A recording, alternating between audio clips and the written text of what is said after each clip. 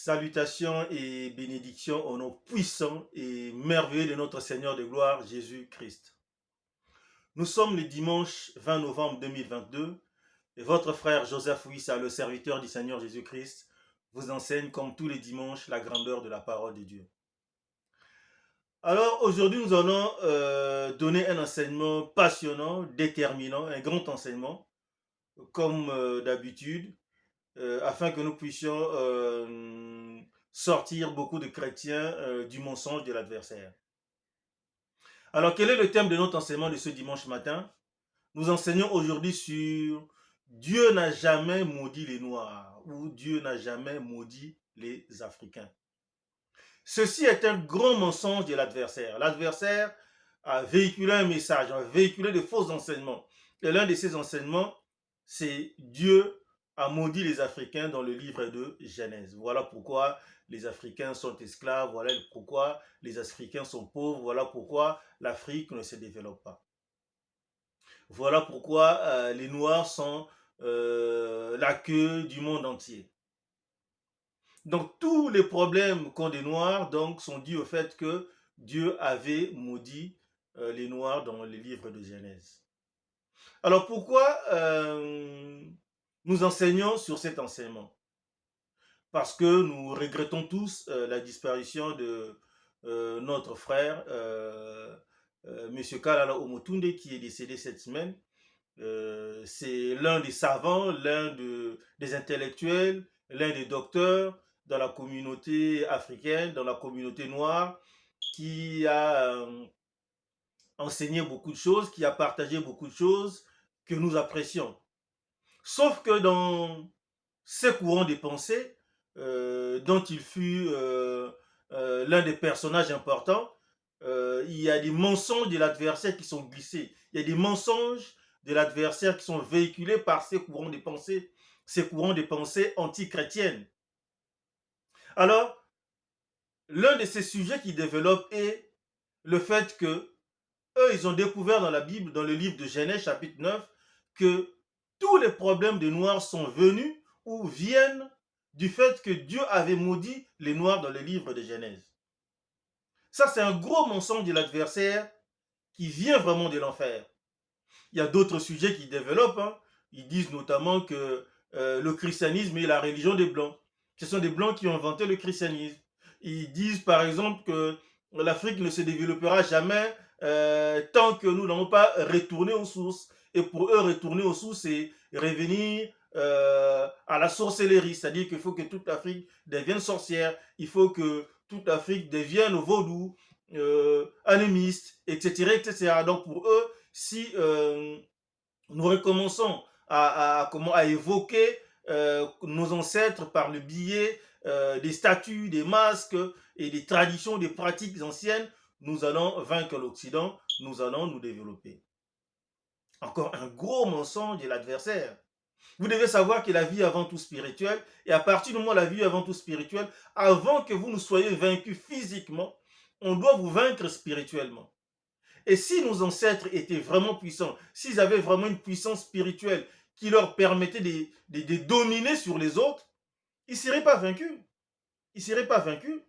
Donc c'est par la grâce de Dieu que nous sommes là. Et nous savons qu'avec Jésus-Christ, il est au-dessus de toute spiritualité, au-dessus de toute domination, au-dessus de toute puissance, au-dessus de toute autorité. Donc nous n'avons pas à nous rabaisser à ces niveaux-là. Donc c'est un enseignement important parce que beaucoup de chrétiens, comment dirais-je, sont tombés dans ce piège parce que beaucoup de chrétiens croient en ces mensonges et aujourd'hui nous allons prendre le temps de pouvoir démonter ces mensonges. Vous savez que l'adversaire est le Dieu des mensonges. C'est lui qui a inventé les mensonges et il n'a pas commencé aujourd'hui à berner le peuple de Dieu. Il a commencé avec Adam et Ève. Et vous savez qu'il y a deux catégories de croyants parce que Ève avait été tentée par l'adversaire et le Seigneur Jésus-Christ avait été aussi tenté par l'adversaire. Donc il y a deux catégories de croyants. Il y a la catégorie de Ève, c'est-à-dire que ceux qui acceptent ou qui gobent le mensonge de l'adversaire. Parce que ce que l'adversaire veut faire dans notre intelligence, c'est de loger un doute dans notre intelligence. Il est venu vers Ève et il lui a dit, Dieu a-t-il réellement dit que vous ne mangerez pas de tous les arbres du jardin. Vous voyez, Dieu leur avait dit que vous pouvez manger de tous les arbres du jardin. Mais il a pris la parole de Dieu, il a essayé de déformer la parole. Il a essayé de modifier légèrement la parole et il a réussi à avoir Ève. Et il a logé le doute dans l'intelligence de Ève. Et Ève a gobé ce mensonge et a mangé le fruit interdit, d'où la chute de l'homme. Donc il y a beaucoup de croyants comme ça, il y a beaucoup de chrétiens qui croient en ces courants de pensée, qui croient en ces mensonges de l'adversaire, qui sont véhiculés par ces intellectuels africains qui racontent n'importe quoi sur Dieu, sur la Bible, sur Jésus-Christ et sur le christianisme. Donc notre motivation aujourd'hui, c'est de vous délivrer de toutes ces choses. Et si Dieu nous permet de le faire dans les semaines qui vont suivre, nous allons attaquer tous ces sujets, nous allons déboulonner, démanteler les œuvres de l'adversaire afin que les chrétiens aient confiance en la parole, que les chrétiens comprennent que la parole, ce n'est pas la parole de l'homme, c'est la parole de Dieu et c'est la vérité. Il n'y a pas de mensonge dans cette parole. Mais une autre catégorie de croyants qui marche sur les traces du Seigneur Jésus-Christ. Lorsque l'adversaire est venu avec son mensonge, et l'adversaire a utilisé des versets bibliques pour avoir le Seigneur Jésus-Christ, et il disait, car il est écrit à ton sujet. Mais tu peux transformer ces pierres en pain. Tu peux sauter de là-haut, car il est écrit à ton sujet. Et le Seigneur Jésus répondait toujours par la parole parce qu'il s'appuyait sur la parole. Il est écrit, l'homme ne vivra pas de pain seulement. Il recadrait toujours l'adversaire. Et donc nous, notre exercice d'aujourd'hui, c'est de recadrer l'adversaire et c'est de recadrer le peuple de Dieu qui commence à douter de l'intégrité de la parole, qui commence à douter de la valeur de la parole et qui commence à croire que c'est de la faute de Dieu que nous, les Africains, nous avons été maudits. Ce qui est un mensonge de l'enfer. Allons dans le livre de Genèse. Avant d'aller au chapitre 9, nous allons lire certains passages de l'Écriture. Genèse chapitre 6, nous allons commencer au verset 4. Donc nous allons essayer de planter un peu le décor. Et le décor que nous allons planter nous permettra de mieux apprécier, de mieux comprendre Genèse chapitre 9. Parce que si on vous amène là-dessus, et lorsque l'adversaire va juste déplacer un petit truc, vous allez tomber dans le piège. Et nous voulons vous enseigner la grandeur de la parole de Dieu pour que vous compreniez le piège de l'adversaire dans ce passage. Commençons la lecture en Genèse chapitre 6 au verset 4. Les géants étaient sur la terre en ces temps-là. Nous savons que lorsque Adam et Ève ont commencé à avoir des enfants, et il y a eu Seth qui est venu, on a commencé à évoquer le nom de l'Éternel, il y avait les enfants de Dieu, et puis il y avait, entre guillemets, ceux qui n'étaient pas, entre guillemets, les enfants de Dieu. Ils ont commencé à avoir des enfants qui avaient été trafiqués par l'adversaire. On n'entre pas dans ce sujet de Néphilim. Un jour, on traitera ce sujet-là, on risque de perdre beaucoup de temps. Mais il y avait des géants, des gens de la race des géants sur la terre. Donc il y avait deux catégories de personnes sur la terre. Il y avait, parce que les gens n'ont jamais compris le pourquoi du déluge de Noé. Il y avait deux catégories de personnes sur la terre. Il y avait la catégorie des Néphilim, des géants. Des gens qui mesuraient des coudées et des coudées. Des gens plus costauds, plus puissants que Goliath, qui vivaient sur cette terre. Lorsque les enfants d'Israël sont allés chez les Cananéens, ils ont vu les gens de la race des Néants, les enfants d'Anak. Et ces gens-là, ils ont dit que, à leurs yeux, nous paraissons comme des sauterelles. Et ces gens-là étaient présents sur la terre. Ils étaient de plus en plus nombreux sur la terre.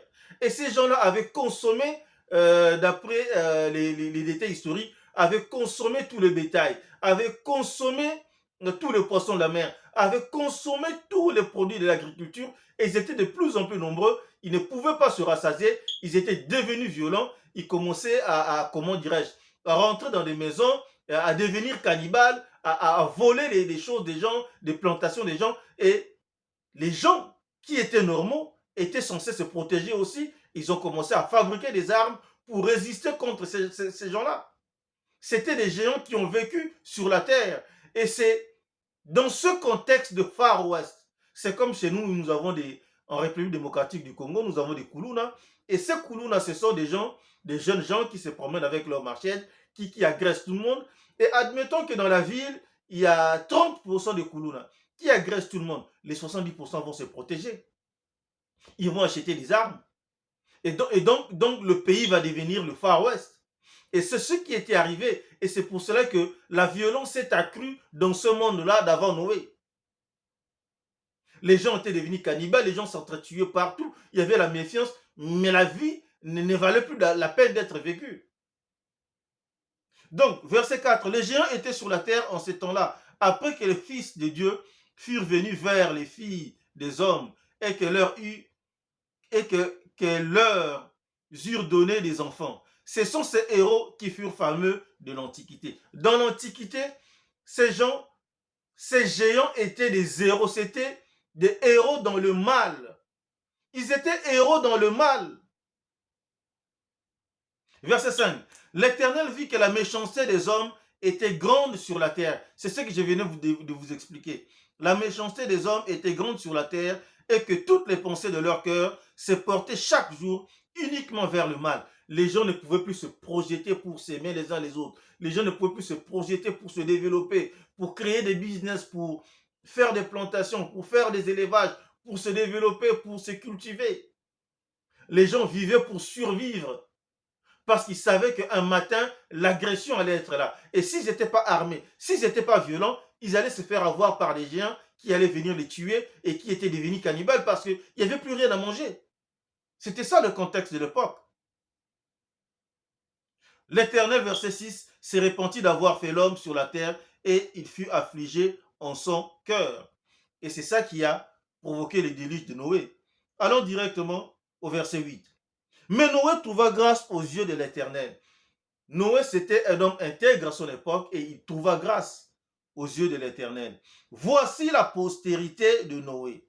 Nous commençons maintenant à entrer petit à petit dans la matière.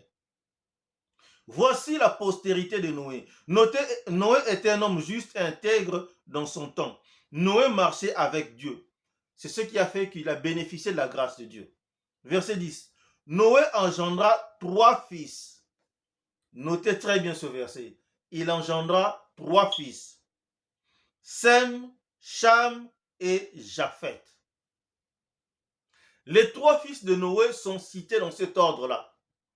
Si vous lisez toute la Bible, tout le livre de Genèse, jusqu'à l'Apocalypse, lorsqu'on cite la postérité de Noé, on ne cite que ses 3 enfants. Et dans cet ordre-là, Sem, c'est le père des Sémites. Aujourd'hui, si vous avez critiqué un juif, on dirait que vous avez un comportement antisémite. C'est le père des Sémites, Sem. Donc, les véritables juifs, les véritables judéens sont des descendants de Sem, ce sont des Sémites. Les Arabes sont des Sémites. Il y a plein de populations dans ce monde qui descendent de Sem. Après Sem, nous avons Cham. C'est le père des Kamites. Donc les Kamites, c'est nous, les Noirs. Les pères de tous les Noirs, c'est Cham, le Kamite. Et l'adversaire enseigne que c'est Cham qui fut maudit. Mais nous allons vous démontrer aujourd'hui que Cham n'a jamais été maudit. C'est quelqu'un d'autre qui fut maudit. Et vous allez comprendre. Donc il y a Sem, le père des Sémites. Il y a Cham, le père des Kamites. Et Japheth, le père de Japhétites. Et les Japhétites sont les Occidentaux que nous connaissons aujourd'hui. Les Européens, ils descendent de Japheth. Verset 11. La terre était corrompue devant Dieu, la terre était pleine de violence. La violence était extrême. C'est comme si le phénomène Kuluna de la République démocratique du Congo était généralisé partout sur la terre. Et l'adversaire avait déjà pris un pas pour empêcher la venue du Seigneur Jésus-Christ. Alors, Dieu se devait de recommencer à zéro. Dieu a recommencé à zéro avec le déluge de Noé. C'est ça la vraie raison du déluge de Noé. Et maintenant, avant d'aller dans le chapitre 9, pour lire le vrai contexte et la vraie signification, j'aimerais que nous allions d'abord dans le chapitre 10. Genèse chapitre 10, nous allons lire grosso modo, je pense, tous les chapitres. Nous allons lire tous les chapitres parce que nous allons planter le décor historique. Nous allons planter le décor historique afin que vous puissiez comprendre les enjeux, comment, comment la terre s'est refaite, parce que nous sommes tous les descendants de Noé, comment la terre s'est refaite et comment nous en sommes arrivés à aller en Afrique, en Europe, et comment les choses se sont présentées. Et nous allons comprendre certaines choses qui nous permettront de mieux comprendre Genèse chapitre 9. Donc ne soyons pas pressés, lisons rapidement Genèse chapitre 10. Je lis. Voici la postérité des fils de Noé. Sem, Cham et Japheth, toujours dans le même ordre. Donc lorsqu'on les cite comme ça, je pense que, d'après moi, c'est l'ordre des naissances. L'aîné, c'était Shem, c'est lui aussi qui a bénéficié comment dirais-je, de la bénédiction patriarcale. Ensuite, nous avons Cham, le père des Kamites, et après, nous avons Japheth. Alors, si ce n'est pas l'ordre de naissance, c'est peut-être l'ordre, comment dirais-je, de bénédiction, mais en tout cas, nous savons ici que Cham n'était pas le fils cadet. Donc, les trois enfants sont cités ici. Il leur naquit des fils après le déluge. Chacun a eu ses descendants. Lisons rapidement verset 2. Les fils de Japheth, donc des Occidentaux, furent Gomer, Magog, Madai, Javan, Tubal, Meshech et Tiras. Les fils de Gomer, Ashkenaz, Riphat et Togarma. Souvent vous entendez Dieudonné parler d'Ashkenaz. Parce que nous savons que les Juifs modernes, les Juifs que nous connaissons aujourd'hui, ne sont pas les descendants de Sem, ce ne sont pas des Sémites, ce ne sont pas les vrais Judéens de l'époque, parce qu'ils descendent d'Ashkenaz. Ce sont des gens qui ont adopté la religion judéenne comme religion d'État. Ce sont des Ashkenaz, ce sont des Blancs. Ce ne sont pas les descendants de Sem, ce ne sont pas des Sémites, ce ne sont pas des vrais Sémites. Ce sont des gens qui se sont greffés au judaïsme. Voilà. Verset 5. C'est parce que eux qu'ont été peuplées les îles des nations selon leur terre, selon la langue de chacun, selon leur famille, selon leur nation. Donc ils se sont répandus partout, en Europe, voilà, et en Asie. Verset 6. Les fils de Cham, c'est-à-dire le père des Noirs, furent Couche. Le premier fils des Kamites fut Couche. Et Couche, ça veut dire simplement noir. La plupart des Africains qui sont en Afrique centrale ou en Afrique de l'Ouest sont des descendants de Couche. Ce sont des couchis, ce sont des noirs. Parce que le mot Couche, ça veut dire simplement noir. Ce sont des descendants de Couche. Misraïm, la plupart des noirs qui ont, comment dirais-je, occupé l'Égypte sont des descendants de Misraïm, de Pout et de Canaan. Canaan fut les fils cadets de comment dirais-je, de Cham. C'est le fils cadet de Cham. Et nous allons voir que c'est Canaan qui fut maudit. Et vous allez comprendre le pourquoi. Vous allez comprendre le pourquoi. Les Noirs n'ont pas été maudits. Ce sont des Cananéens qui furent maudits. Vous allez comprendre cette petite histoire. Donc, je relis. Les fils de Cham furent Couche, Misraïm, Put et Canaan. Verset 7. Les fils de Couche sont Saba, Avila, Sapta, Raïma, Sapteka. Les fils de Raïma, Seba et Dédan. Donc nous lisons rapidement. Verset 8. Couche engendra aussi Nimrod. Celui qui était le plus noir de tous. Son premier fils fut Nimrod. Et regardez très bien ici là. C'est lui qui commença à être puissant sur la terre. Comment ça se fait que des gens qui furent maudits par Dieu, ce sont eux qui vont être les plus puissants. Ce sont eux qui vont dominer sur les autres. Le premier empereur du monde qui voulait bâtir la communauté internationale, ce fut un black. Il s'appelait Nimrod. Le premier puissant sur la terre.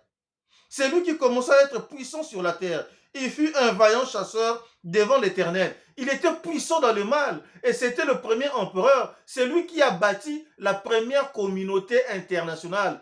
Quand on parle de l'ordre mondial, le premier ordre mondial fut bâti par lui, par Nimrod. C'est lui qui a bâti la tour de Babel. C'est lui.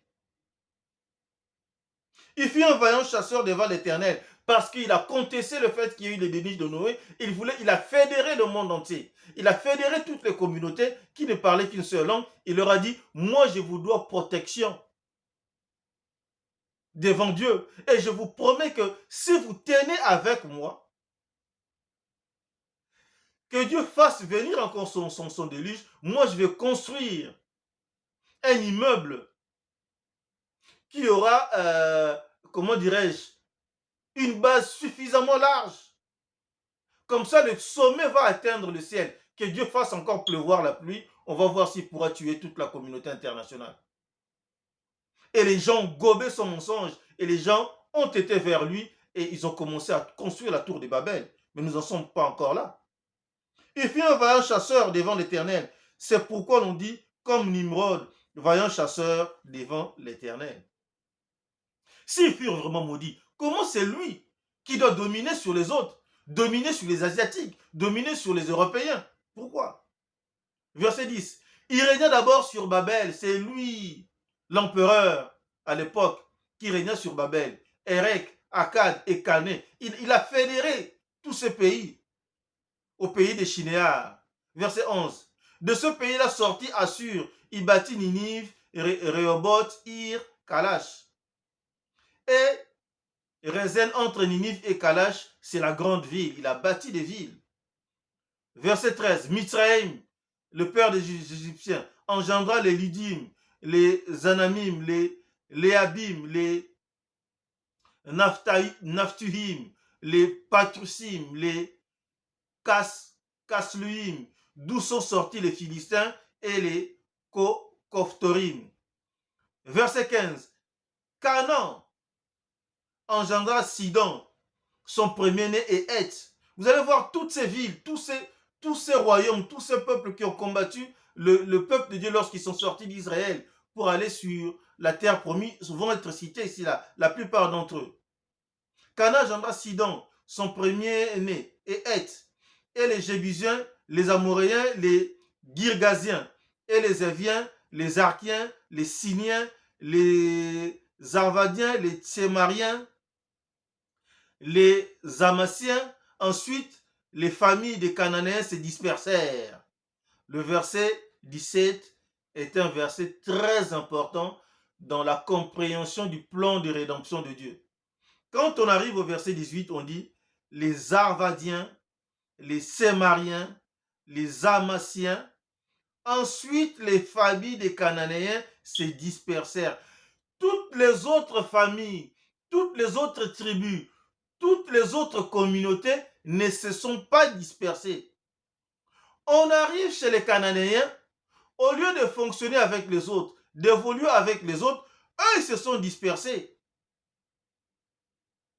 Historiquement parlant, nous savons que les Kamites ont occupé l'Afrique du Nord jusqu'à l'Afrique du Sud. Les Kamites, dans un premier temps, sont partis dans cette direction-là. Mais où sont partis les Cananéens? Verset 19. Les limites des Cananéens allèrent depuis Sidon, du côté de Guéra, jusqu'à Gaza. Ils sont allés jusqu'à la bande de Gaza, le centre du monde, où les seigneurs avaient déterminé que cette terre sera la terre promise au peuple élu. Ah, ils sont allés s'installer là-bas. Ils sont allés squatter là-bas, jusqu'à Gaza. Et du côté de Sodome et de Gomorrhe, vous comprenez qui sont les ascendants des habitants de Sodome et de Gomorrhe? Ce sont des Cananéens, ce sont des descendants des Cananéens, de Sodome, de Gomorrhe, d'Adma et de Tseboïm jusqu'à l'Écha. Verset 20. Ce sont là les fils de Cham, selon leur famille, selon leur langue, selon leur pays, selon leur nation. Et il reste maintenant à nous présenter la descendance des Sem, les Sémites. Il naquit aussi des fils à Sem, père de tous les fils d'Héber. C'est-à-dire que Héber, nous parlons de Sémites, nous parlons des Hébreux. Les Hébreux sont des descendants de Héber et frères de Japheth l'aîné. Verset 22. Les fils de Sem furent Élam, Assur, Arphaxad, Lud et Aram. Le fils d'Aram, lorsque nous entendons Aram, lorsque on parle de hébreu, l'hébreu est une langue araméenne. Par exemple, le Seigneur Jésus-Christ a parlé l'araméen du Nord. Donc, ce sont tous des araméens. Donc, ce sont le peuple de Dieu ici. Ce sont des ancêtres du peuple de Dieu. Les fils d'Aram sont Hut, Hul, Guéter et Mash. Verset 24. Arpachad engendra Shélach. Et Shélach engendra Héber. Ce sont des Hébreux. Il naquit à Héber 2 fils. Le nom de l'un était Péleg, parce que de son temps, la terre fut partagée, et le nom de son frère était Joktan. C'est-à-dire que la séparation des continents, la dérive des continents a eu lieu à l'époque des Péleg. Bon, les scientifiques disent que la dérive des continents était progressive et elle a commencé depuis des siècles et des siècles. Mais, bibliquement parlant, c'est que la dérive des continents a eu lieu à un certain moment où Dieu a provoqué des tremblements de terre et a séparé les continents. Donc, c'était à l'époque de ce patriarche qui s'appelait Péleg. Verset 26. Joktan engendra Elmodad, Shelep, Atzamavet, Jirak, Adoram, Uzal, Dikla, Obal, Abiméal, Seba. Verset 29. Ophir, Avila et Joab. Tous ceux-là furent des fils de Joktan. Ils habitèrent depuis Mécha, du côté de Séphar, jusqu'à la montagne de l'Orient. Ce sont là les fils de Sem. Ça, ce sont les descendants de Sem. Selon leur famille, selon leur langue, selon leur pays, selon leur nation. Telles sont les familles des fils de Noé, selon leur génération, selon leur nation. Et c'est d'eux que sont sorties les nations qui se sont répandues sur la terre après le déluge. Donc après le déluge, Dieu les a poussés à se répandre sur la terre. Donc il a envoyé les Kamites vers l'Afrique. Il a envoyé les Jéphétites vers l'Europe. Il a envoyé les Sémites vers l'Orient, vers, comment dirais-je, l'Asie. C'est comme ça que ça s'est fait. Dieu les a envoyés à gauche et à droite, et après il a provoqué la dérive des continents pour que ceux qui étaient dans les Indes restent dans les Indes, ceux qui étaient en Amérique restent en Amérique, ceux qui étaient en Europe restent en Europe, et ceux qui étaient en Afrique restent en Afrique. C'est comme ça que ça s'est passé. Pour qu'il n'y ait plus cette tentative de réunir le monde entier sous une communauté mondiale. C'est comme ça qu'a échoué le premier ordre mondial, dirigé par Nimrod, qui fut vaillant devant l'Éternel, mais vaillant dans le mal. Alors si nous comprenons ces choses, nous comprenons que la plupart de ces gens-là étaient disciplinés et fonctionnaient selon leurs patriarches, selon leurs ancêtres. Il n'y avait que des Cananéens qui se sont détachés, qui se sont dispersés et qui sont allés ailleurs, qui ont quitté leur communauté. Et avant de revenir dans le chapitre 9, j'aimerais quand même vous partager un passage dans le livre de Lévitique afin que vous puissiez comprendre une notion, la notion de découvrir la nudité. Lévitique chapitre 18. Lévitique chapitre 18, si vous lisez tout le chapitre de Lévitique, vous allez comprendre cette notion de découvrir la nudité. Et lorsque nous allons lire cette notion, à la fin, nous allons revenir maintenant dans le livre de Genèse chapitre 9 pour mieux comprendre cette affaire de malédiction du peuple africain. Lisons rapidement Lévitique chapitre 18, verset 1. L'Éternel parla à Moïse et dit, parle aux enfants d'Israël et tu leur diras, je suis l'Éternel votre Dieu. Vous ne ferez point ce qui se fait dans les pays d'Égypte où vous avez habité. Et vous ne ferez point ce qui se fait dans le pays de quoi? Dans le pays des Canaan, où je vous mène. Vous ne suivrez point leurs usages. Canaan, c'était un être spécial. Je préfère vous le dire maintenant. Lorsqu'il y a eu le déluge de Noé, tous ces enfants étaient les enfants de Noé. Ils ont suivi les enseignements de Noé, Dieu les avait sauvés. Mais l'un des petits-enfants de Noé, qui s'appelait Canaan, a fait alliance avec l'adversaire. Et l'adversaire lui enseignait la sorcellerie, les pratiques bizarres. C'est pour cela que parmi les Cananéens, il y a eu encore des géants. L'histoire des géants a recommencé avec les Cananéens. Ils ont fait alliance avec l'adversaire pour combattre le peuple de Dieu. Et l'adversaire nous les a amenés dans le pays des Canaan. La terre promise, ça s'appelle aussi Canaan. Ils savaient qu'ils n'étaient pas les bénéficiaires de cette terre. Mais c'était pour chercher les embrouilles, pour empêcher la venue du Seigneur Jésus-Christ qui sont allés s'installer là-bas. Donc Canaan fut un homme diabolique, utilisé par l'adversaire. C'est la première personne qui fit alliance avec l'adversaire après le déluge de Noé. C'est très important à comprendre. Donc vous ne ferez pas les choses qui se font chez les Cananéens. On a vu que Sodome et Gomorrhe sont des descendants des Cananéens. Vous comprenez ce qu'ils faisaient là-bas? À Sodome et Gomorrhe, il y a peut-être des enfants qui nous entendent. Je n'ai pas envie d'enseigner sur toutes ces choses. Des pratiques sexuelles qu'il y avait là-bas. Comme étant homme avec homme, femme avec femme. L'homosexualité, mais c'était terrible là-bas, à Sodome et Gomorrhe. C'était leur pratique. Et Dieu est en train de leur dire, vous ne ferez pas toutes ces choses. Donc, vous ne ferez point au verset 3, ce qui se fait dans le pays d'Égypte où vous avez habité, et vous ne ferez point ce qui se fait dans le pays des Canaan où je vous mène. Vous ne suivrez point leurs usages. Verset 6. Nul de vous ne s'approchera de sa parente pour découvrir sa nudité, je suis l'Éternel. C'est l'expression que je veux que vous puissiez comprendre. S'approcher de sa parente pour découvrir sa nudité. Ça veut dire quoi? Ça ne veut pas dire simplement voir la nudité d'une personne. C'est de faire quelque chose.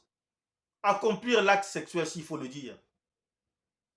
C'est ça, approcher de quelqu'un pour découvrir sa nudité. C'est un langage biblique. Verset 7. Tu ne découvriras point la nudité de ton père, ni la nudité de ta mère. C'est ta mère. Tu ne découvriras point sa nudité. Donc c'était un langage propre biblique pour dire, pour parler des choses sales. Verset 8. Tu ne découvriras point la nudité de la femme de ton père, c'est la nudité de ton père. Tu ne découvriras point la nudité de ta sœur, fille de ton père ou fille de ta mère, née dans la maison ou née hors de la maison. Tu ne découvriras point la nudité de etc., etc.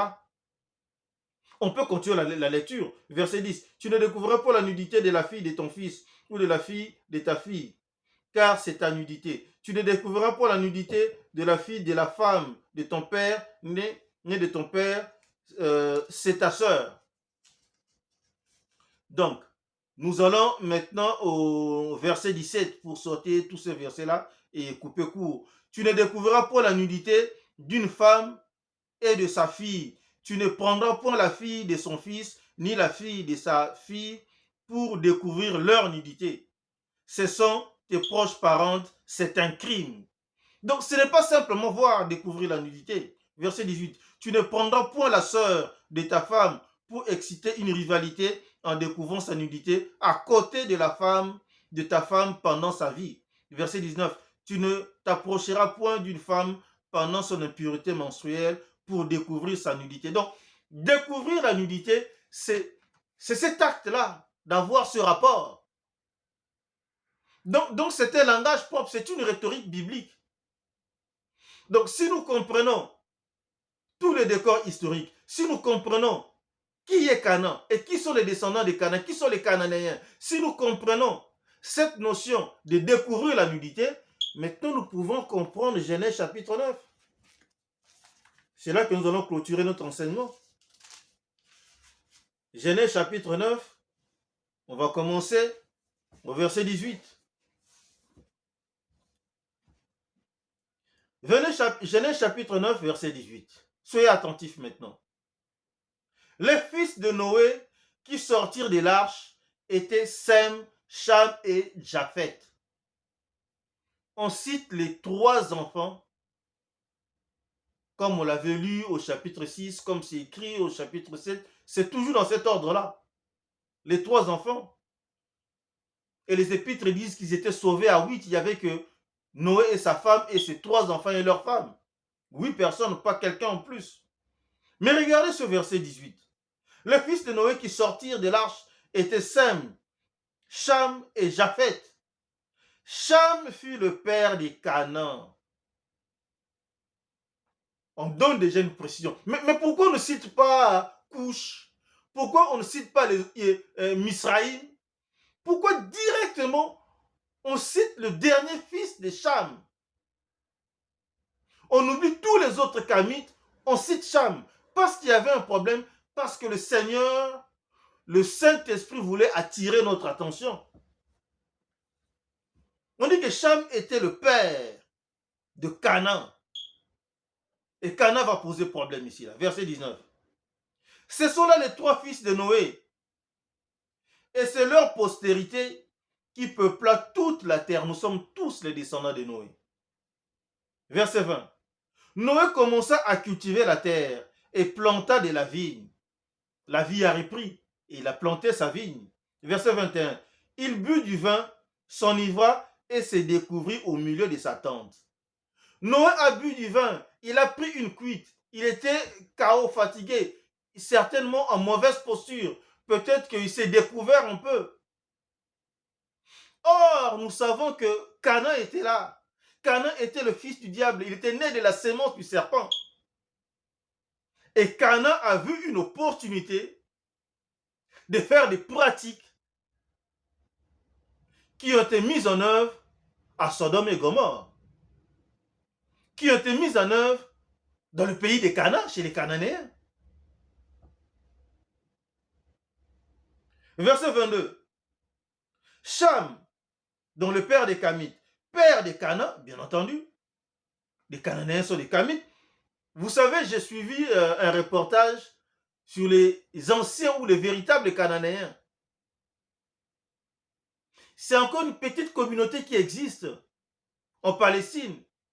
Ils sont noirs, ils sont effectivement noirs, les Cananéens. Les autochtones de ce coin-là, ils sont noirs. Avec un peu de chevelisme, c'est vraiment des noirs, ce sont des blacks. Des blacks. Avec des chevelisses, des Cananéens, je les ai vus. Verset 22. Cham, père des Canaan, vit la nudité de son père. Et il les rapporta dehors à ses 2 frères. Ah, c'est ici que c'est très important que je veux vous expliquer. Cham, père des Canaan, vit, c'est V-I-T, c'est voir, le verbe voir au passé. Il a vu la nudité de son père. C'est-à-dire que ce qui s'est passé, je préfère vous l'expliquer tout de suite. Cham, le père des Kamites, est venu, il est entré certainement dans la tente de son père, il a vu quelque chose. La chose n'est pas encore dite ici, mais certainement vous allez comprendre. Il a vu son fils Canaan en train de faire quelque chose de mauvais sur son père. Il n'a pas supporté, il a vu ça, il a fui et il a crié, il a appelé ses 2 frères. Venez, il se passe quelque chose. Lui, il a vu la scène, il a vu avec ses yeux ce que son fils faisait sur son père. Et il le rapporta dehors à ses 2 frères. Verset 23. Alors Sem et Japheth prirent le manteau, se mirent sur leurs épaules, marchèrent à reculons et couvrirent la nudité de leur père. Donc leur père était nu. Et Cham a vu, le père des Kamites a vu, le père des Noirs a vu. comme leur visage était détourné, ils ne virent point la nudité de leur père. Eux, ils n'ont pas vu la scène. Ils n'ont pas vu ce qui s'est passé. Et certainement, Cana avait déjà fui. Regardez comment vous allez être bénis ici, le verset 24. Lorsque Noé se réveilla de son vin, la cuite est passée. Noé se réveille. Il a pris ce que lui avait fait son fils cadet. On n'a pas dit ce que avait vu son fils. Non, ce que lui fit. On lui a fait quelque chose. On a fait quelque chose sur son corps. Les pratiques de Sodome et de Gomorrhe ont été faites sur la personne de Noé. Et quand il se réveille, il se sent mal. Et on lui rapporte ces choses. On lui dit, mais ton petit-fils a fait telle et telle chose. Mais là où la traduction va nous embrouiller ici, on dit son fils cadet. On a vu que le fils cadet de Noé fut Japheth. Ce n'était pas Cham. Donc la traduction devait être ici son petit-fils ou le cadet de son fils Cham. On lui a appris que ton fils Cham est entré, il t'a vu que tu étais en train de te faire massacrer par ton fils ou par ton petit-fils cadet qui est Canaan. Et je pense que c'est peut-être à cause de toutes ces choses que Canaan peut-être a fui, qui se sont dispersés à gauche et à droite. Verset 25. Maintenant, on lui apprend ce que son petit-fils lui a fait. Si c'était Cham qui lui avait fait ça, il allait maudire Cham. Regardez le verset 25. Et il dit, maudit soit Canaan. Mais vous pensez que Noé était fou? Noé n'était pas fou. Ce n'est pas le père des Africains qui fut maudit. Ce sont des Cananéens qui furent maudits. Mais lorsque ces gens-là, tous ces intellectuels africains lisent ici, ils lisent bien Canaan, mais ils disent que ce sont les Kamites qui furent maudits. Non, ce sont les Cananéens. Et il dit, maudit soit Canaan, qui soit l'esclave des esclaves de ses frères.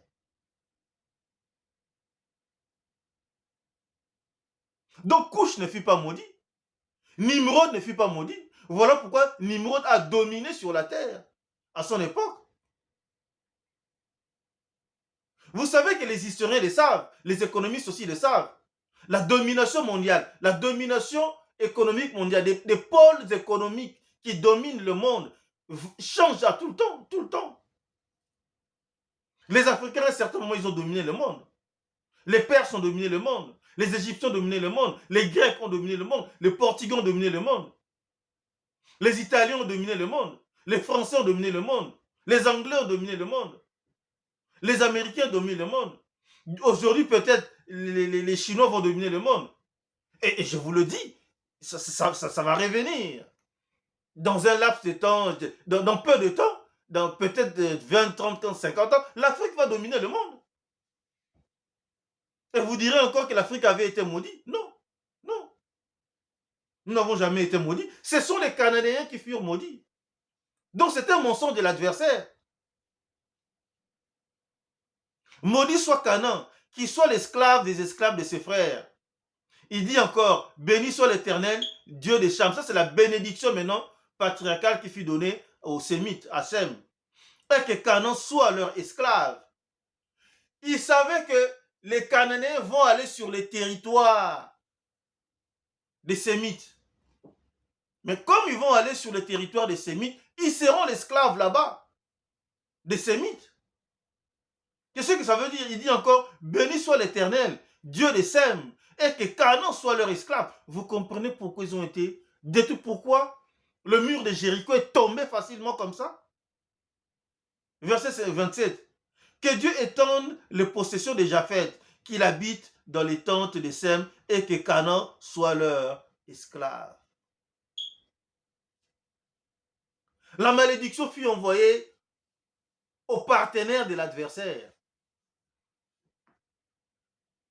Ce n'était pas adressé aux Noirs ou aux Africains. Les Noirs et les Africains n'ont jamais été maudits. Donc on ne vous saisisse pas par, je sais pas, par quel bout du corps pour qu'on vous brandisse le fait que certains Africains ont été vendus comme esclaves pour aller travailler dans des champs de coton, dans des champs de maïs, dans des champs de je ne sais pas, de canne à sucre à gauche et à droite. Mais non, ce n'est qu'une partie infime de l'histoire.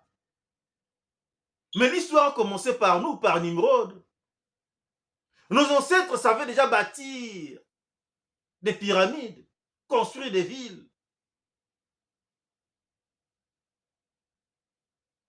des tours. La tour de Babel, c'est nous, c'est Nimrod.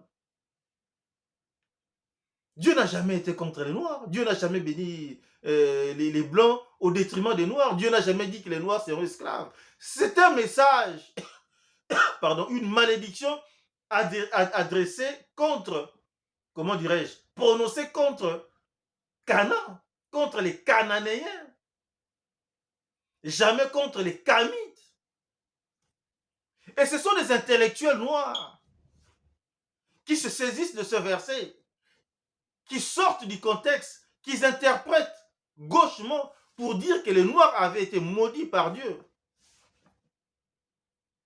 Mais de toutes les façons, aujourd'hui, il n'y a plus ni juif, ni grec, ni blanc, ni noir. Le Seigneur Jésus-Christ est universel. Voilà pourquoi nous prendrons encore le temps pour détruire un autre de leurs enseignements qui dit que le Seigneur Jésus-Christ n'avait été envoyé qu'aux brebis perdues de la maison d'Israël. C'est un verset de la parole, nous expliquerons le contexte. Mais lorsqu'on a reçu le don du Saint-Esprit, lorsque le don du Saint-Esprit avait été reçu par les apôtres, il leur a dit, vous serez des témoins à Jérusalem, dans la Judée, dans la Samarie, jusqu'aux extrémités de la terre. C'est très important cet enseignement. Partagez cet enseignement avec tous les chrétiens qui sont remplis de doutes dans tous ces sujets. Votre humble serviteur a eu l'opportunité, la bénédiction, par le biais du Saint-Esprit, de comprendre toutes ces choses, de les étudier et de vous les présenter, de casser tous les messages, tous les mensonges de l'adversaire. Ce sont des mensonges qui sont, comment dirais-je, propagés pour embrouiller le peuple de Dieu, pour faire croire au peuple de Dieu que Dieu ne nous aime pas. Mais Dieu nous aime. Le Seigneur Jésus-Christ nous aime. Nous avons les dons du Saint-Esprit en nous, dont nous ne sommes pas maudits. Les Africains n'ont jamais été maudits par Dieu. Nous ne sommes pas complexés. Et pour terminer cet enseignement, j'aimerais lire avec vous dans le livre de 2 Corinthiens chapitre 10, 2 Corinthiens chapitre 10, verset 5. Et c'est ça l'exhortation maintenant que je vous fais. Après avoir écouté cet enseignement, après avoir compris cet enseignement, que vous pouvez partager à d'autres personnes qui ne comprennent pas toutes ces choses. Mais vous pouvez au moins faire ce travail. La semaine dernière, je vous avais enseigné que nous luttons ou nous combattons avec des armes spirituelles. Et ces armes sont efficaces et puissantes. Et dans le verset qui suit, on nous dit ce que fait ces armes. Et c'est là que nous allons conclure notre enseignement. Et ça, la conclusion. Nous renversons les raisonnements et toute hauteur qui s'élève contre la connaissance de Dieu. Nous renversons les raisonnements et toute hauteur qui s'élève contre la connaissance de Dieu. Donc, je ne suis pas plus intelligent que tous ces scientifiques, tous ces anthropologues, tous ces docteurs dans leur discipline. Mais n'est-ce pas que Dieu a choisi des choses faibles, les choses inutiles comme nous, des gens de rien du tout, des gens de basse classe comme nous. Dieu nous a choisis pour confondre les sages. Je vous garantis que la compréhension que j'ai à partir des Écritures sur la création, Einstein ne les a pas. Il ne les a pas pour comprendre comment est-ce que Dieu a créé les cieux et la terre et comment ça s'est passé avec la chronologie, avec tous les principes scientifiques, spirituels et bibliques. Il ne peut pas les avoir. Mais c'est un mec nul comme moi que le Seigneur fait comprendre toutes ces choses. C'est comme ça que ça se passe. Ce ne sont pas des intellectuels qui vont nous impressionner, nous les chrétiens, qui vont nous faire douter. Nous avons confiance à la parole et nous répondons par il est écrit. Nous renversons les raisonnements et tout auteur qui s'élève contre la connaissance de Dieu. Renversez tous ces raisonnements. Vous savez maintenant que les Africains n'avaient pas été maudits. Nous n'avons jamais été maudits. Ce sont les Cananéens qui furent maudits. Et j'ai des livres à publier que je n'ai pas encore publiés, mais j'ai des livres à publier. Je vais encore en détail dans les profondeurs, avec des explications scientifiques, avec des rhétoriques et toutes ces choses que j'explique. Les Noirs n'ont jamais été maudits. Nous renversons les raisonnements et tout auteur qui s'élève contre la connaissance de Dieu. Et nous amenons toute pensée captive à l'obéissance de Christ. Lorsque nous irons en débat public, que ce soit en Afrique, que ce soit ici, que ce soit sur le... Mais ils ne pourront pas résister parce que nous allons casser toutes ces théories et nous allons amener toute pensée captive à l'obéissance de Christ. Ils doivent obéir. Ils doivent fléchir les genoux devant le Seigneur. Ils seront obligés. Ils vont comprendre que leur connaissance est limitée. Et que des gens nuls comme nous, qui n'avons pas le verbe, qui sommes nés en Afrique avec un Français des Africains, avec la peau des Africains, nous allons montrer que c'est comme les apôtres. Lorsque les membres du Sanhédrin ont discuté avec eux, ils ont compris, mais ils ont été dans quelle fac? Nous ne savons pas où ils ont été, mais ah oui, ils ont été avec le Seigneur Jésus-Christ. C'est pareil. Ils reconnaîtront que nous avons le Saint-Esprit et que les choses que nous prêchons viennent du Saint-Esprit. Donc ne soyez pas complexés. Détruisez les œuvres du diable. Cassez toutes ces théories diaboliques qui sont véhiculées dans les réseaux sociaux, qui sont véhiculées dans les livres. Produisez des livres, faites des émissions, enseignez. Montrez au peuple de Dieu la vérité, la grandeur de la parole de Dieu. Car Dieu est amour et ne nous a pas maudits. Il a maudit le fils du diable, Canaan, avec ses descendants, avec des pratiques diaboliques, de la sorcellerie et de toutes ces choses, des choses sales, des pratiques bizarres qu'on voit dans des sectes, qu'on voit dans des loges, qu'ils ont pratiquées sur la personne de Noé. Et voilà pourquoi il fut maudit. Mais les Africains n'ont jamais été maudits. Nous sommes bénis par le Seigneur Jésus-Christ. Prions. L'Éternel Dieu Tout-Puissant, je te suis infiniment reconnaissant pour ta main de bénédiction et de protection. Merci Père pour cet enseignement que tu viens de partager avec ton peuple. Merci Père pour la compréhension de cet enseignement par ton peuple, parce que nous avons cette mission de ramener toute pensée captive à l'obéissance de Christ. Voilà pourquoi nous cassons tous les enseignements, toutes les doctrines qui sont anti-chrétiennes et nous amenons toute pensée captive à l'obéissance de Christ. Je suis infiniment reconnaissant, Père, pour ton amour par rapport à tes enfants qui soient blancs, noirs, rouges et jaunes, tu les aimes, tu les bénis et tu es avec eux. Et ainsi, partout dans le monde, dans toutes les races, tu exauces les prières, tu guéris les malades et ta puissance se manifeste pour ta gloire. Et je te lève cette prière au nom puissant et miraculeux de notre Seigneur de gloire, Jésus-Christ. Amen.